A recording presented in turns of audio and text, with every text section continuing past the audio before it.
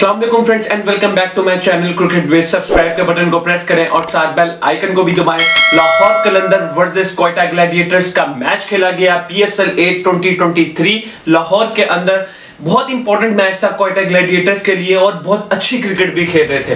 बात करते हैं सबसे पहले क्वेटा की। उन्होंने टॉस जीता, बॉलिंग का फैसला किया और विकेट जो उनसी थी वो विकेट के ऊपर ग्रीनिश थी, बॉल स्विंग हो रहा था और ऊपर से क्लाउडी मौसम था, बारिश के भी चांसेस थे, हवा भी चल रही थी। उसका भरपूर फायदा उठाते क्वेटा ग्लैडिएटर्स के बॉलर्स ने आउटस्टैंडिंग बॉलिंग की है और मेरे ख्याल से क्वेटा जीता हुआ मैच आ रहा है और सबको पता है कि इजीली विन था क्वेटा ग्लैडिएटर्स। और 57 आउट 54 पे जब 7 आउट हो चुके हैं तो अब फिर क्या रह गया बाकी। लेकिन मैं क्रेडिट दूंगा सिकंदर रजा और राशिद खान को, आउटस्टैंडिंग इनिंग्स खेलते हुए इन्होंने टारगेट को 150 तक पहुंचाया। कमाल की शॉट्स खेली सिकंदर रजा ने, बॉल थोड़ा सा पुराना हुआ, उसका फायदा उठाया और उसके बाद प्रेशर डाल ही नहीं सके क्वेटा ग्लैडिएटर्स की जगह के बॉलर्स, आउट कर ही नहीं सके। उसके बाद आपने आधी से ज्यादा टीम आउट कर ली लेकिन आप सिर्फ एक विकेट नहीं ले सके, वो सिकंदर रजा की नहीं ले सके और राशिद खान भी तब आउट हुए जब 120 रन हो चुके थे। जब 148 रन हो गए तो फिर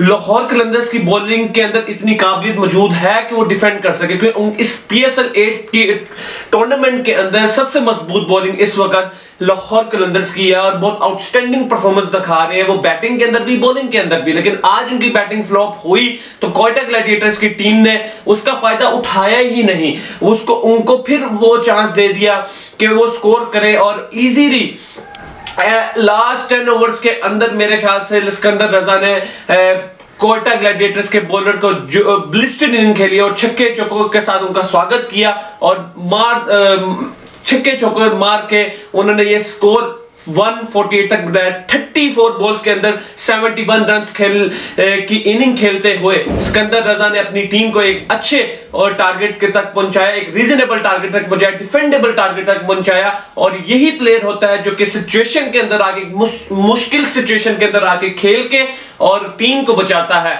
और अगर बॉलिंग की बात करें लाहौर कलंदर्स की, तो लाहौर कलंदर्स की बॉलिंग पहले से बहुत आउटस्टैंडिंग है। आपको 5 ओवरों के अंदर 50 रन हो गए क्वेटा ग्लैडिएटर्स के।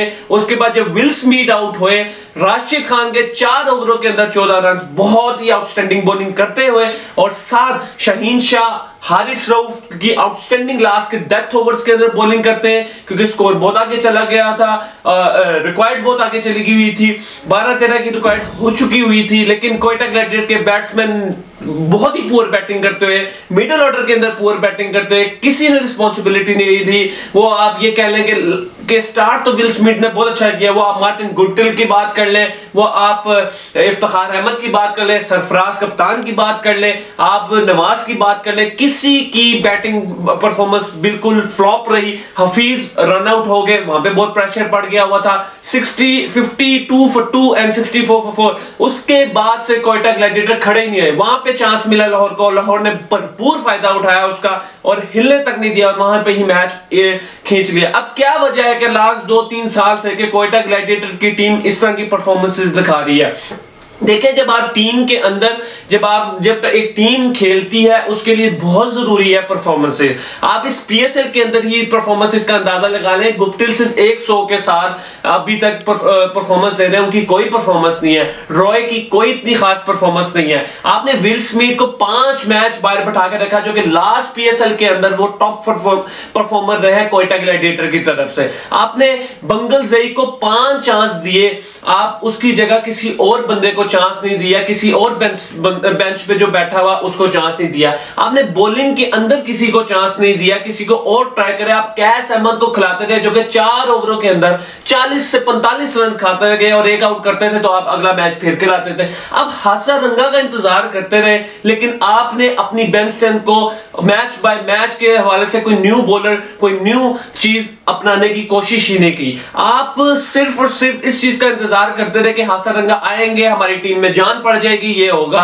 जिसकी वजह से ये बिल्कुल एक्सपेक्ट नहीं किया जा सकता कि आप टूर्नामेंट जीतने जा रहे हैं। ये नहीं, आप आज की मैच की बात कर ले, मिडिल ऑर्डर के अंदर सरफराज अहमद जब बैटिंग के ऊपर आए और उसके बाद आप 25 बॉलों के ऊपर 25 रन करते हुए 100 के स्ट्राइक रेट के साथ आप खेल रहे हैं, आप कैसे 8, 9, 10 की एवरेज चेस करने जा रहे हैं या प्रेशर डाल रहे हैं आप टीम के ऊपर, और कैसे आप 12-13 की एवरेज करने जा रहे हैं। चलिए आज के मैच के ऊपर मैं सरफराज की नहीं करता, लेकिन जिन प्लेयर्स ने परफॉर्मेंस ही नहीं दे रहे, इफ्तिखार की परफॉर्मेंस नहीं 6-7 के ऊपर, आपने उमर अकमल को 2 मैच खिलाए, 2 मैचों के अंदर भी उन्होंने परफॉर्मेंस नहीं किया, आपने उसके बाद पूरा 5 मैच उनको नहीं खिलाया। मेरा ख्याल था आज उमर अकमल बनते थे, आज कोई न्यू चीज बनती थी, आप उमर अकमल को डालते, परफॉर्मेंस आज हो जाती है आपकी, थोड़ी सी टीम बढ़ी होती है, लेकिन आपने यासिर खान को डाला, उनकी भी कोई इतनी खास परफॉर्मेंस नहीं रही। ये एक फ्लॉज है बहुत ज्यादा सिलेक्शन के। ये कोयटा की टीम अभी कॉम्बिनेशन ही नहीं बना सकी, 6 मैच खेल चुकी है कोयटा की टीम, 1 मैच जीती है, 5 मैचों में शिकस्त हुई है। टूर्नामेंट कोयटा का खत्म होता नजर आ रहा है मुझे, 4 मैच चाहिए अगर मगर की सिचुएशन। 2 टीमें ऐसी हैं कोयटा और कराची जो कि इस वक्त बहुत ज्यादा मुश्किल का शिकार है, अगर मगर सिचुएशन के ऊपर है। वो हारेगा तो वो होगा तो फलां होगा, लेकिन वो हारेगा वो हो भी जाए, लेकिन आपका कॉम्बिनेशन अभी तक नहीं बन सका। नसीम शाह और हसनैन वाहिद बॉलर हैं, आउटस्टैंडिंग बॉलिंग करते आए हैं शुरू के ओवर्स में, डेथ ओवर्स में, लेकिन आपके साथ जो स्पिनर्स हैं, नवाज की कोई परफॉर्मेंस नहीं है।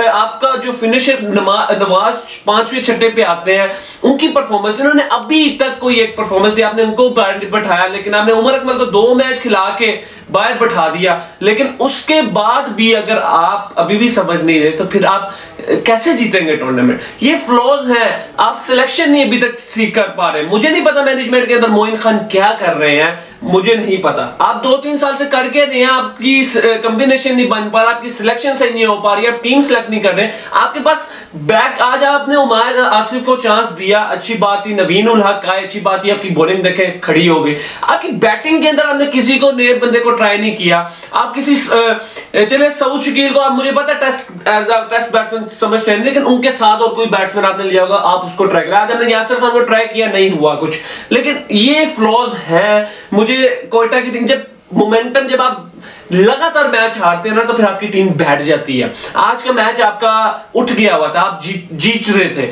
इजीली आप विन थे, लेकिन आप के ऊपर प्रेशर पड़ गया, आपके पास बैटिंग नहीं खड़ी, इफ्तिखार नहीं चले, हफीज रन आउट हो गए, गुप्टिल आउट हो गए, आप रह गए, सरफराज अकेले थे। और डीएन स्मिथ की अगर हम बात कर ले तो डीएन स्मिथ की क्या परफॉर्मेंस है मुझे ये बता दें। किसी एक मैच के अंदर उनकी कोई परफॉर्मेंस नहीं, लेकिन आपने ड्वेन पिटोरियस को चांस नहीं दिया। उन्होंने ज्वाइन किया, आज का मैच मेरा ख्याल था वो खेलेंगे, लेकिन आपने ड्वेन पिटोरियस को नहीं खिलाया पूरा टूर्नामेंट। चले ज्वाइन अब किया, लेकिन आज का मैच ही खिला लेते। और डीन स्मिथ में क्या ऐसी चीज है जो कि अभी तक मुझे नजर है, कितने को मैच उन्होंने जिता दिए हैं कि मुझे समझ नहीं आ रही अभी तक कि क्या उसके अंदर है। सिलेक्शन, कॉम्बिनेशन और कैप्टनसी में फ्लॉज बहुत ज्यादा है, बहुत ज्यादा, जिसकी वजह से शिकस्त का सामना करना पड़ा है।